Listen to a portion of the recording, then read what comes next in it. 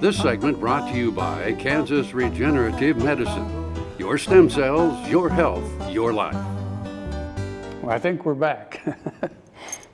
Time, you can never tell, you know. Time, tick-tock. I hate daylight savings time. I absolutely hate it. It is my greatest fear that I will lose that hour in the spring and I will die before fall when I can get it back. It messes up your biological clock for, until they change it back, and then you finally get adjusted and they change it back. So I absolutely hate it. And when I was a kid, we went to church. Daddy was, he pastored a church. Yes, I'm a preacher's kid, and all those things they say are true. The guy that was the deacon of the church that had the key said that God was on Eastern Standard Time. So he would not switch to Eastern Daylight Time. So he opened the door of the church at 11 o'clock on Sunday morning, Eastern Standard Time, though the rest of the state had switched to Eastern Daylight Time. Given the fact that the people on the Virginia side of the line were not observing Eastern Daylight Time, they refused to switch for a long time, and we were right on the line of North Carolina, Virginia. It was a mess. It was an absolute mess. And I can't tell time. Anyway, we were talking about that with the gal that does my nails. I can't wear a watch. They die. They just die. So I struggle with time, Frank. I really do. Well, I didn't want to say anything, but, it explains a lot of things. It explains a lot, I know. So, but now, we have atomic time, because at the radio station in the studio, we have an atomic clock, and it keeps, precise time. It also has, the temperature, so I always say, our atomic thermometer says it's 57 degrees, and how can you be wrong when it's atomic and everything? Thermometer. So you're not worried about like radiation or anything from this thing? No, of course not. That would explain a lot too, wouldn't it? Yeah. So anyway, you have a story about time. And my friend Chris Gable, I got to give a shout out to him. He retired from the history department at Fort Leavenworth at the Command College.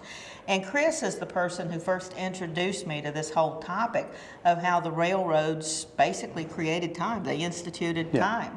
And Chris does fabulous presentation about that, and it's just so interesting. And I used to interview him on my radio show.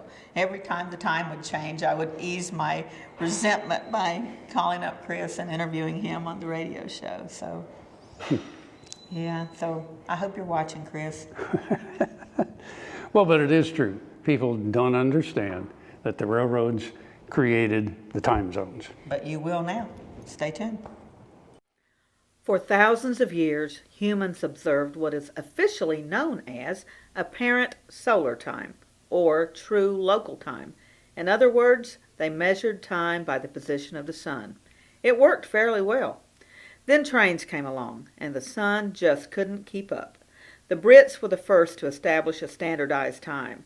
The Great Western Railway began using London time in 1840. Other railways followed suit. Back in the U.S., the time of day was a local matter, and most cities and towns used some form of local solar time, maintained by a well-known clock, on a church steeple, for example, or in a jeweler's window. Shortly after 1800, at least one individual lobbied for standard time in the U.S., but his suggestions were not acted upon, nor was the initial proposal of one Charles Dowd many decades later. Dowd revised his proposition, and it was finally adopted by U.S. and Canadian Railways in 1883. Like it or not, there were advantages to standardized time zones, especially for travel and commerce. According to webexhibits.org, standard time in time zones was established by U.S. law with the Standard Time Act of 1918. Congress adopted standard time zones based on those set up by the railroads and gave the responsibility to make any changes in the time zones to the Interstate Commerce Commission, the only federal transportation regulatory agency at the time. When Congress created the Department of Transportation in 1966, it transferred the responsibility for the time laws to the new department. Since time was standardized and time zones established, boundaries have changed and continue to evolve. Kansas, of course, crosses 2 time zones, central in most of the state and mountain time in the far western counties.